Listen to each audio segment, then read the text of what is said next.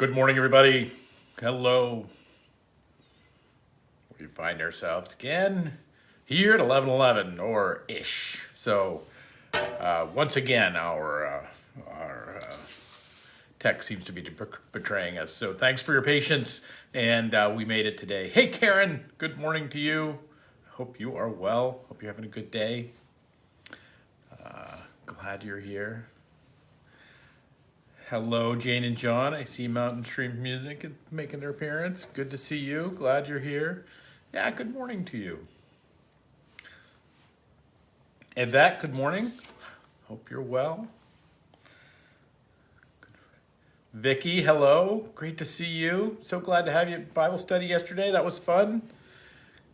John, good morning. Hope all that is happening up there in beautiful New Hampshire is not getting blown away. I'm curious, if you had snow this morning? They were calling for some. Yes, here I am. I know the technology has not been my friend this week. We have been every time I get everything set up and then hit the go button and nothing goes. So yeah, we keep falling. I keep falling back to the phone and all of that, but we'll get there. Car's going in for a new motor. Vroom, vroom. That's good. Just enough flurries to be able to see them if you looked hard. Oh, there you go. That's just about right up on a snow at this point in the game for sure. So glad that you didn't get more than that. Hey, Cecile. Good morning to you. I hope you're well. Hope you're not getting blown away this morning. It is breezy here. Hi, Jane writes, I'm a little under the weather, but here the rest of the day. Hear you. Good. Glad you're resting. That is the right response. I think it's always important for us to remember that resting is doing something. We're like, oh, what are you doing? I'm doing nothing. But we need regenerative. In fact, so much so, it's actually a commandment that we take time off. It's that key. So I'm glad you are resting and that you are that you're taking that seriously and your welfare seriously. That is good. So good morning, everybody. I am glad you're here. Glad you're on this Thursday, the 28th of April at 11:11, and that we once again get together and check in with each other and move through the world. I want to talk today about the depth of what we see in the symbols of the world. And I think the biggest way to talk about this is the symbols of Bible, because, Bible, kind of the sacred text. What we talk about is sacred text. And when we talk about sacred text, it's something that takes us to something more than the ordinary, something more than what we know. It takes us to a deeper level. If we think about the holy mountain, right? I mean, this gets talked about all the time, and we understand creation as kind of the holy mountain and God atop the holy mountain. There are levels. There are levels of truth. There's levels of understanding. That, and I mean, we see this in our personal life. We understand this, that, the person I was at 6 was not the person and the understanding I had at 6 was not the understanding I had at 16, which was not the understanding I had at 36, which is not the understanding, I have now. So not just that we get more information or we figure things out or we get wiser, or it's not even just that. It's that the people that we were, the people that, the 6-year-old that I was, had a different worldview, understood, kind of engaged creation, if you will, engaged creation at a different level, right? I mean, do you think about this? And that's kind of a personal experience. That's a way we personally can understand kind of what I think is scattered all over creation, which is kind of the fun part of this, is that we get to encounter the world. And materialism and rationality has robbed us of the magic of that, has robbed us of the orders of, and I think it's part of like the decline of ritual and the decline of beauty around things like why, graduations maybe, like aren't as big a deal, or, like for instance, here's one of the things that just drives me nuts. Hey, Linda, good morning. Glad you're here. Here's one of the things that drives me nuts. Well, you'll have Halloween, right? We do, and there's trick or treating on Halloween, right? this has been going on as long as, this is a long and real ritual of our culture and our world. And then the town comes along and says, you know what? It's inconvenient to trick or treat on Monday night, or Thursday night. We're gonna trick or treat on Sunday. And that everybody kind of like agrees, okay, we're going to trick or treat on Sunday. And so, all the little ghosts and goblins go out and trick or treat on Sunday, and that's great, and that's all good for them. And then, but it's not the actual day. Like we're kind of, and we do this with all kinds of things now, and it's this hijacking, I think, of like what's really real, of what's actually true. It's actually not Halloween, and just us saying we're going to celebrate Halloween this day, that's great. And I mean, and trick or treating is only a component of kind of that whole thing, and we can talk a lot more about that. But it's like, there's a divorce, right? There's a section, and I mean, to me, as a guy who is invested in the really real, is invested in what is actually happening in the world versus what we as human beings say is happening in the world, because we're always wrong. And at best we're incomplete. But this encounter with the different layers, the different tiers up the hill, the climbing of the holy mountain that is talked about throughout Scripture. I mean, it's right out of the gate, the holy mountain is there. Because you have, what do you have? You have Eden, right? You have the Garden of Eden. And from the Garden of Eden flows what? 4 rivers. The Pishon, the Edom, the Tigris and the Euphrates. I can't remember them all. 3 out of 4, that's pretty good. They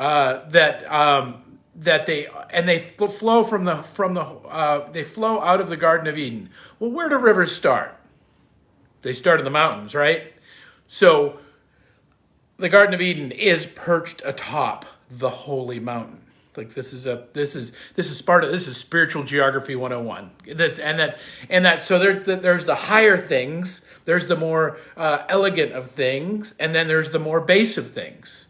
And it's true in everything. And this tiering of society, the tiering of reality, the tiering of the way that there's these not tiers, but tiers, the levels and layers.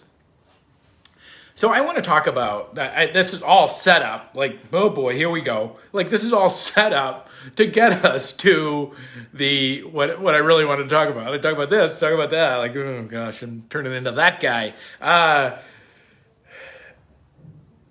To talk about kind of the deep symbolism that we find in Bible, and the way that it unlocks into layers and layers and layers. Now, why do I want to talk about that? Well, I think Bible's cool. You may have figured that out about me by now.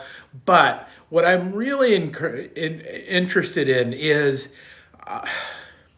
we as our tiny little community, we as our church, looking at the world in such a way, beginning to look again at the world with a little bit more enchantment, with a little bit more understanding that it is not all just,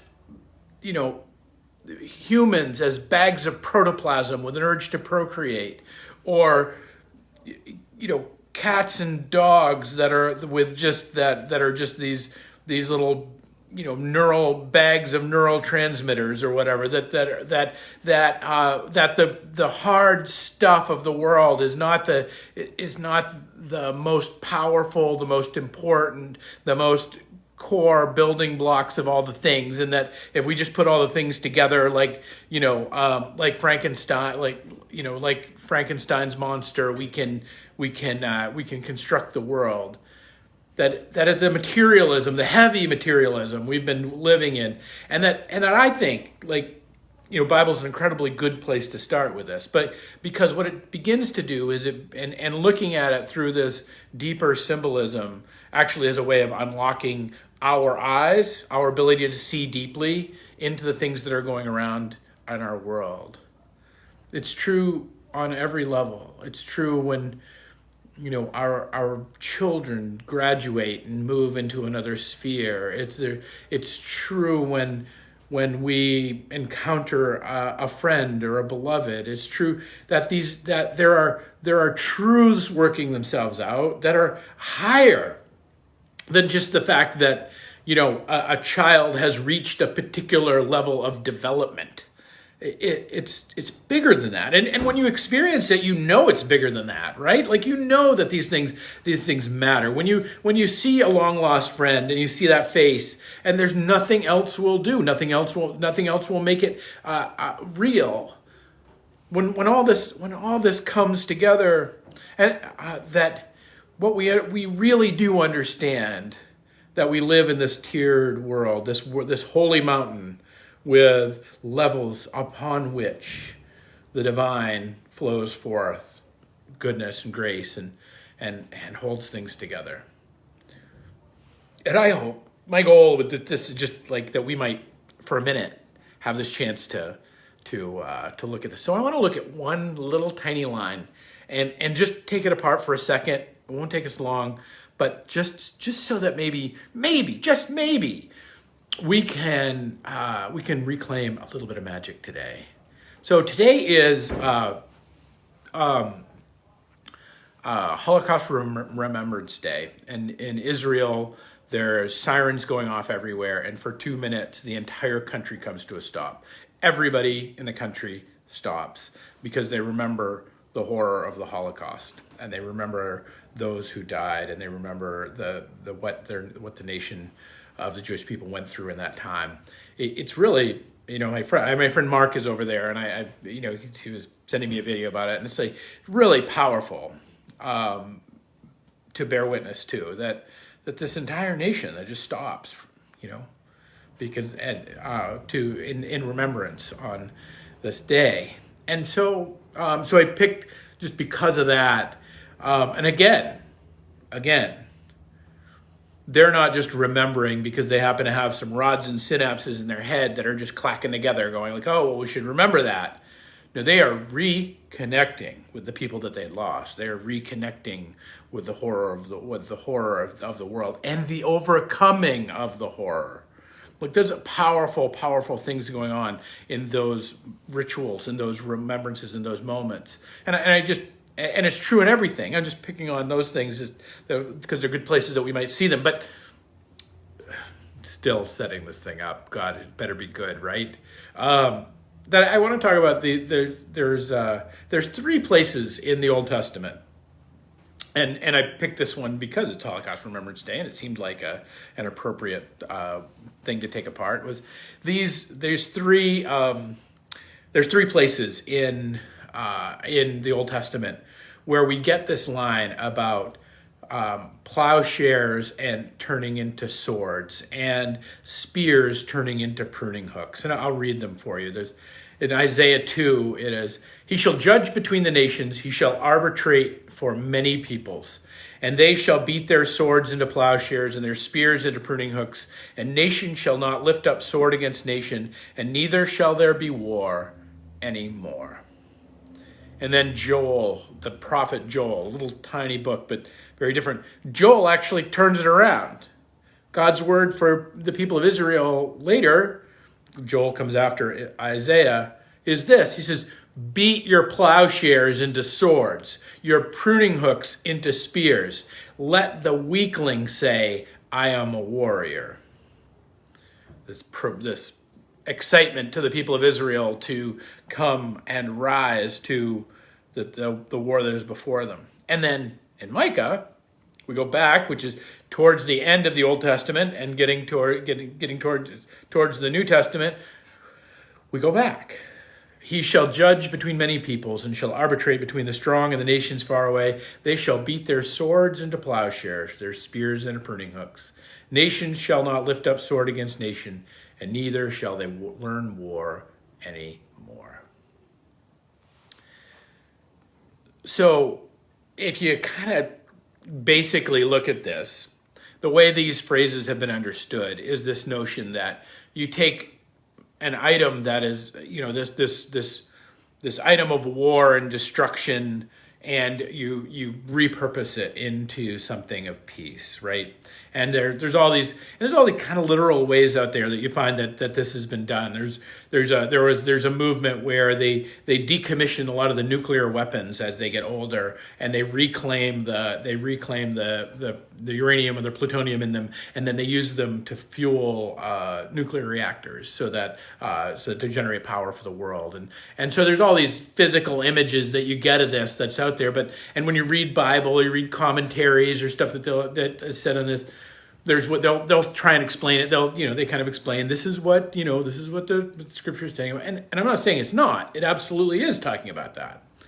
But I just want to take this one little line and talk about that for just a second, so that we might kind of re-enchant this a little bit. And that maybe if you see if it makes sense, I hope it makes sense. Gosh, I hope it makes sense. That if it makes sense, maybe it can make sense in other things in your life. Maybe there'll be this little chain, this little spark that'll catch fire, and maybe you can start to see the magical way in which these things are beginning to organize themselves in the world, or this way that the Spirit starts to come to us in different ways other than what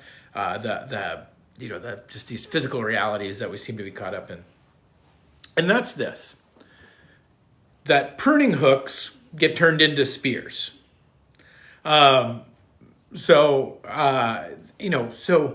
Or spears get turned into pruning hooks. Goodness gracious, Andy, keep it together. That turning your spears into pruning hooks. Now, we got to think about a spear. Long shaft, head, big pointy stick on it, able to stab somebody. And then a pruning hook, if you know what that is, it would be to turn it into it. It would take the pointy end and to turn it around back towards oneself and create a cutting surface in there, so that one can take off branches that are no longer producing fruit, or to be able to encourage a plant to be able to bear more fruit, and to kind of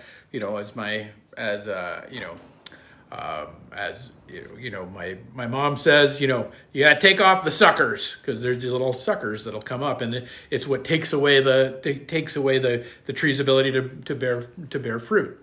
And that happens by the spear tip being turned back towards oneself.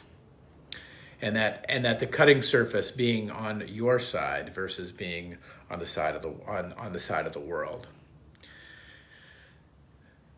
Now, when we think about this, and I know we're long and we're late, and it's a messed up day. The wind's blowing. God, we got all kinds of things going on. But when we think about this, just enter into the magic of this with me for a second.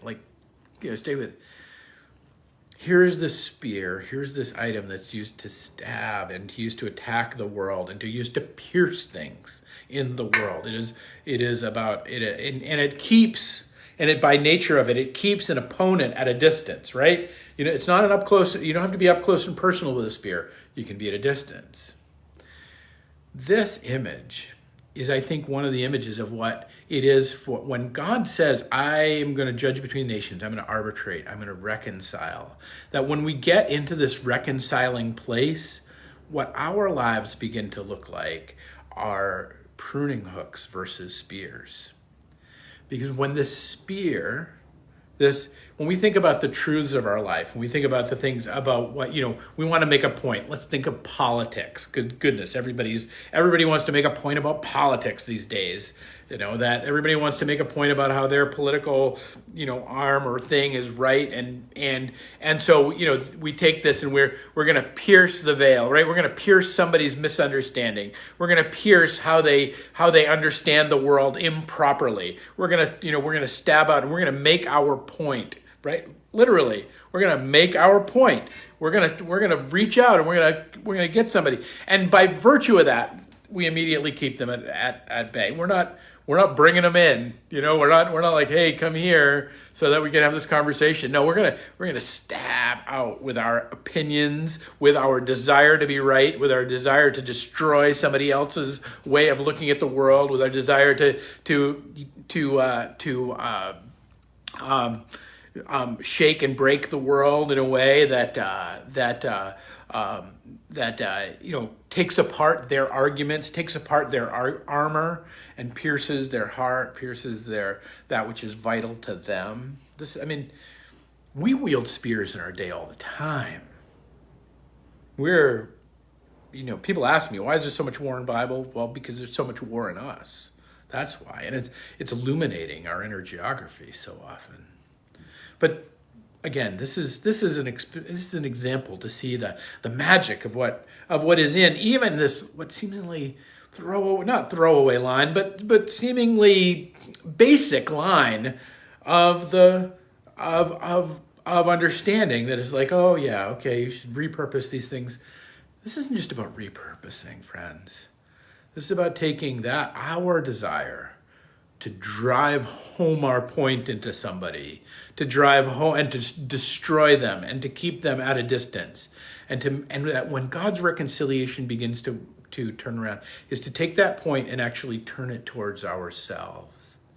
And that in turning it towards ourselves, what we begin to do is not to destroy somebody else, but what we begin to do is think about this.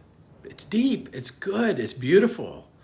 What do? We take from the tree of life, from the things that are going to nourish us, from our own ideas, from our own vineyard, from our own orchard.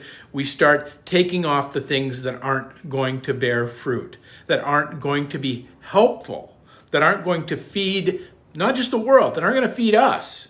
Like we start when we think about using an example of the political idea, when we think about this idea, we need to make our point. We need to get our point.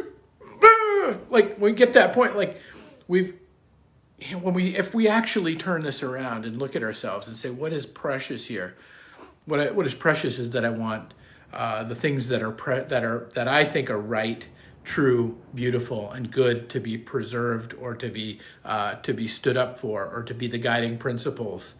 That I can turn that towards myself and begin to take out the things, the branches in my own thinking, the branches in my own understanding that aren't going to take me anywhere. We have branches in our thinking all the time. One goes one way, one goes the other. It's like, okay, I can go this can be a limb on which I try and hang my opponent. I can nurture the limb that is going to fill me full of anger. I can nurture the limb that's going to kind of seek destruction. That's maybe diseased, maybe full of but isn't going to bear fruit. And instead, open myself up to the things that are going to bear fruit, to give energy to that. We see this, and we this is. Jesus lives this. Whenever, Jesus doesn't, like to use our continued example, like Jesus doesn't go to the rostrum of the Senate and propose a bill. Like he's not, he's in a political world, so he ends up being a political figure, and he runs afoul of the political folks of his day. But he's never talking a political argument. He never says this guy should be senator over that guy. Because the master pours his resources into what? Into the healing of the world, into the reconciliation of the world. He brings on board who?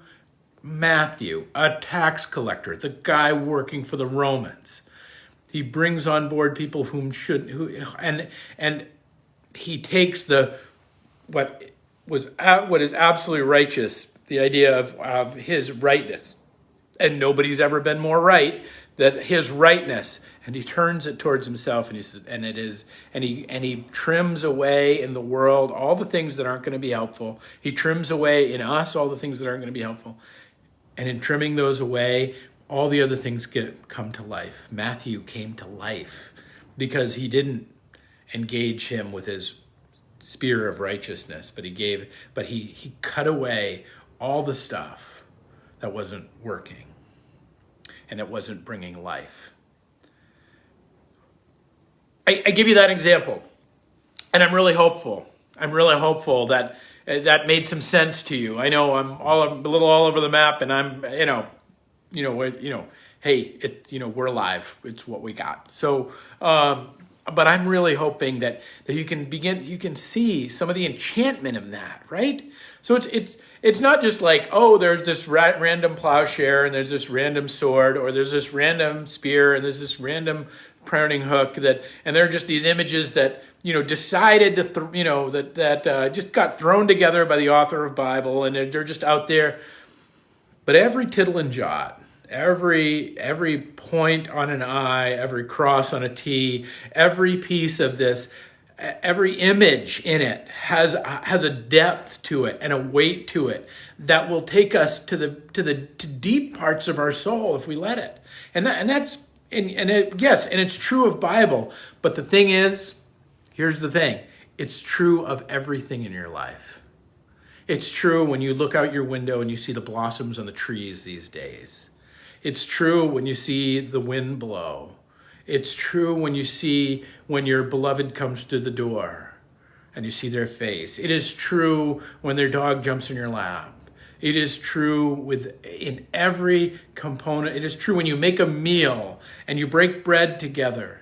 There's a depth and a weight and a beauty. Now, maybe we appreciate it, maybe we don't, maybe it's a throwaway line, maybe it's not. I'm not saying we're moving to the world with this enchantment, but all the time that's quite a challenge, particularly given the way our minds have been crafted and the way they work. But my suggestion to you is, I hope you can see deeply. I hope you can step into a little more of the enchantment of this world, of the deep symbolism, the deep symbiosis we have with these images that are a part of us, the deep way that the way a piece of music resonates with our heart, so too do all the images in our life. All of these things that we're encountering have behind them angels and demons and spirits and goodness and grace and wonder and depth and joy. And they're not simply the kind of the banal cruelty of the world. And not to say that it isn't there, not to say there aren't cruelties in the world and all that, there aren't hard things.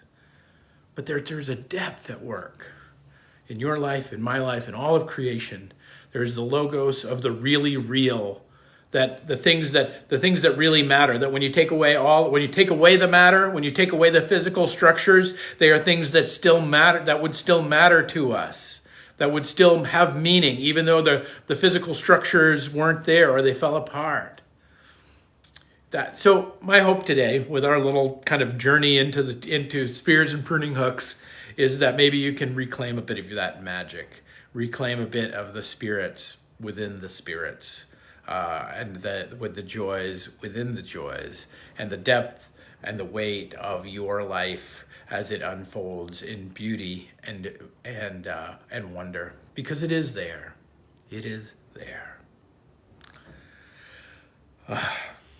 So fun to be with you all. I want to invite you to stay in prayer for our friend Nancy Costa. Nancy's dad passed at the beginning of this week, and her